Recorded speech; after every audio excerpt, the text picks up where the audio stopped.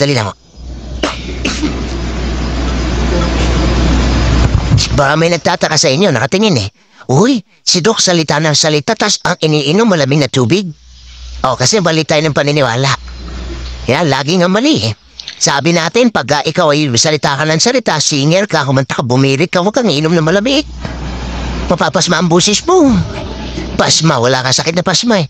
Ang malamig ay anti-inflammatory. Ang malamig ay antibacterial. So kung gusto mong ma-relax at hindi mamaga ang lalamunan mo, malamig ang kailangan mo. Kasi anti-inflammatory siya. Tsaka siya, pumapatay agad siya. Kaya, pag napansin nyo, na medyo makatay lalamunan nyo, inom kayo ng malamig na tubig. Kasi nakakapatay yan ng bakterya. Okay ba yun? Bakit namamatay ang bakterya sa malamig na tubig? Kasi giniginaw sila. Wala silang dalang jacket.